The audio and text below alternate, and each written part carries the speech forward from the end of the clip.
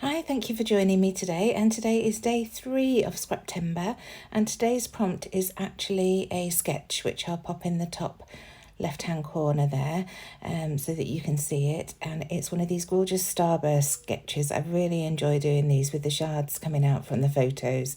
There are 2 3x4 photos in this sketch from what I can see. So I've got 2 pictures of my children when we took them out for a meal this weekend to celebrate their fabulous GCSE results. That's their age 16 exams in the UK.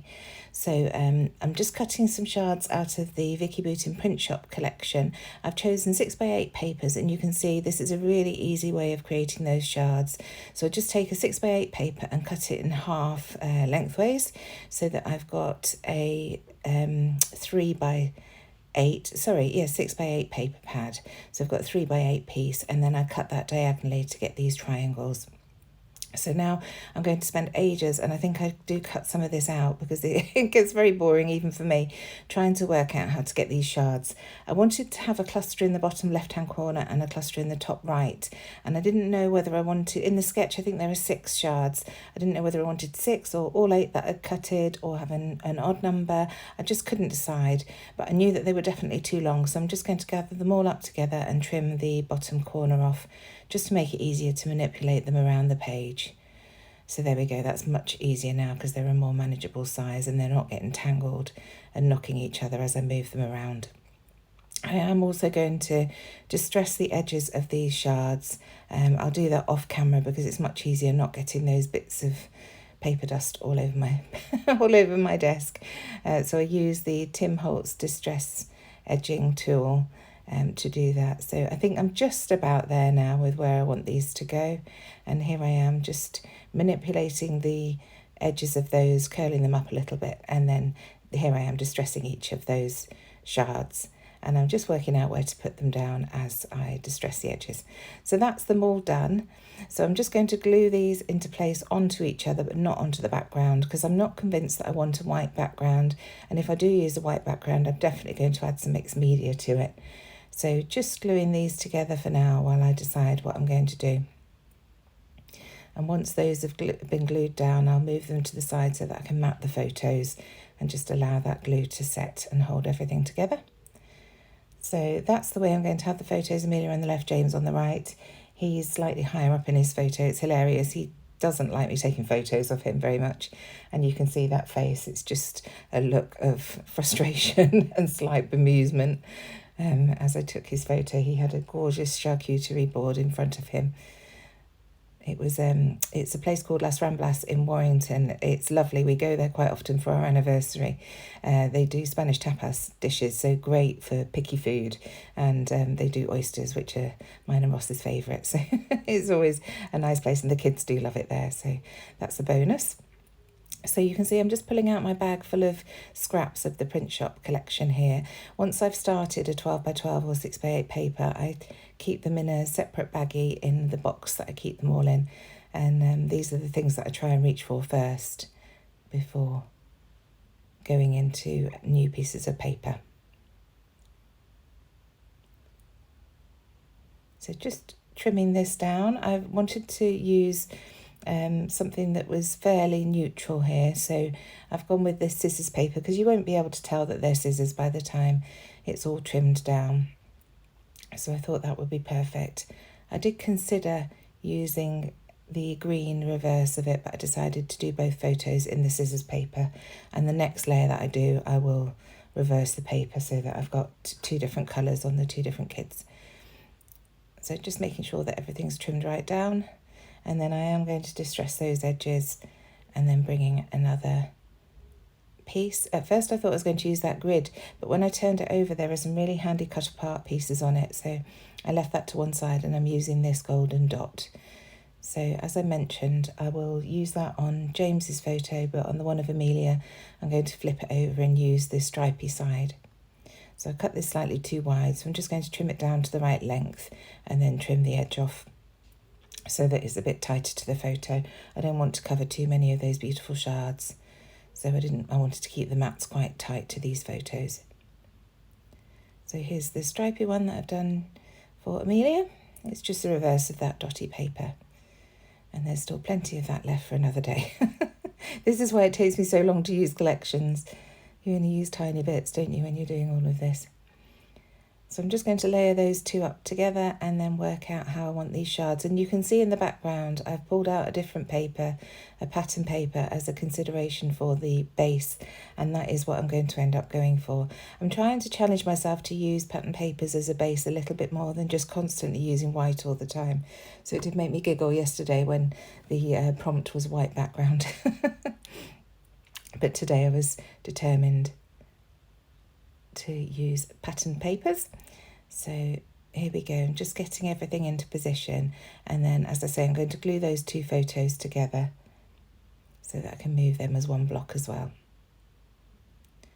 So now I'm coming in with my foam pads, and I'm doing this slightly differently. I'm adding them to the shards rather than to the photos, just so that I can make sure that this still stays as a separate piece before I glue it all down to the background. I wasn't sure if I wanted to add some mixed media behind those shards, so I wanted to just keep it loose on the pattern paper for now while I decided exactly what to do. So here I am, just pulling those backings off, and then I can stick the photos down on top, and that holds everything together nicely as well. So there we have it. And now I'm coming in, like I say, this is that scrap paper that I saw had these lovely cut aparts on the back, and there was this one that caught my eye that says "This Life." So I thought I would add that. First of all, I'm thinking I'll add it to the left, but it sits much better on the right. With the fishtail banner on the right hand side, I just feel it looks better.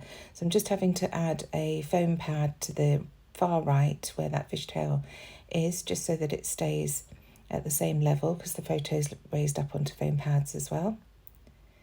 And I still haven't stuck it down. I'm still just deciding what to do, but I do decide on balance that I do just want to stick this down.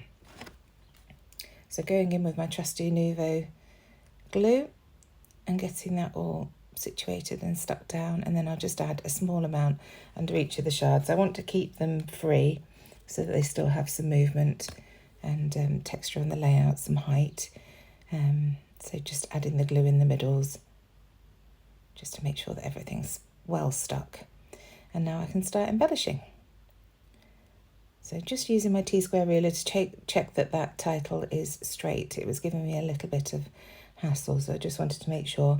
And I'm going to come in with my journaling strips now, because I've got quite a busy pattern background. I decided to add some white card strips and just write onto those.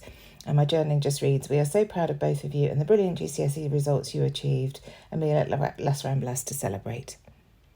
So that's what we did. And they got their results on Thursday, but we actually went for this meal on Saturday because they were out celebrating with friends on Thursday, which was a lovely thing. And Ross and I weren't bothered when to celebrate. We let them decide when was best for them. So now those strips are stuck down, I can start embellishing these shards.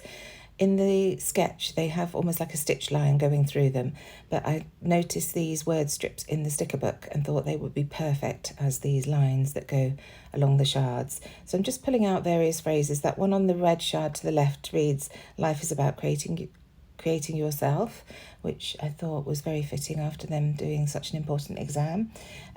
This one that I'm sticking down now says, "Embrace your uniqueness." The one on the right is "Loved, capable, worthy."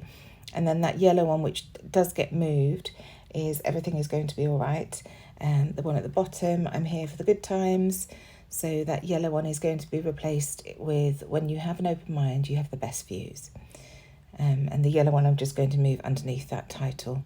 I just thought it was more fitting there, and also I wanted to keep the neutral tones on those shards rather than bring the yellow in. So now that's down, I can start embellishing. You can see I've got my roller date stamped to the left there, and I've just realised while I'm doing this voiceover that I haven't actually used it. My intention was to bring a tab in above the photos and add it onto that, but I didn't. So I should probably just add it. I'm just looking at the layout now. I'll add it below the journaling there. There's a little space below those journaling strips. So I'm bringing in one of our canvas flare badges. I love these canvas flare badges, and this says "Collecting Moments," and I've just added a tangle of black thread underneath that just to bring some interest in. And then this is one of the JD3DPrint wood veneer pieces that says "Love This," so I add that, and one of our Hey Little Magpie ephemera bits and pieces. It's a little gingham heart which works really nicely in that cluster. And now onto the right hand side, one of my pre-made wax seals with the camera on it, and one of the, again from the Bits and Pieces collection from Hey Little Magpie, one of the little suede smiley faces. So again, just to mirror what I've done on the left, I'm bringing some more tangled thread in, again black, and adding that wax seal and the little smiley face on top. And I'm also going to bring in one of our little gold puffy stars just to finish that cluster off. Well, almost finish it off. I do add a bit more as well, because, you know, why stop there? So there's that little puffy star I'm adding there. So a little blue star at the top here, again, just to bring that star feature in, because they both are my little stars. So this is the other bit that I was going to bring in, some of these beautiful fabric leaves. So a little pink one on Amelia's side and a grey one on James's side. And they just finish those clusters off really nicely. So now those are down, I'm going to come in with some sequins. I've just picked out some reds and golds and whites, and I'm just adding them diagonally top left to bottom right. This seems to be my favourite diagonal that I use all the time. So just positioning those. I won't make you watch me gluing them down, but they all get glued down like that. And then I'm going to come in with some gold splatters. First of all, I decided to come in with my black gel pen. I'm sorry for that noise, we've got some builders in and they're drilling. I'm going to come in with my black gel pen and accentuate those shards by just drawing a couple of doodled lines along them to mimic the stitching that we've got going on the sketch. And then I'm coming in with my gold watercolour paint to add some splatters around those areas. And that's it. Thank you so much for joining me. I really hope you've enjoyed it. Do check the playlist down below for everybody else who's joining in on Scraptember. It's a month full of inspiration for you all, and I love doing this. Thanks again. See you soon. Bye.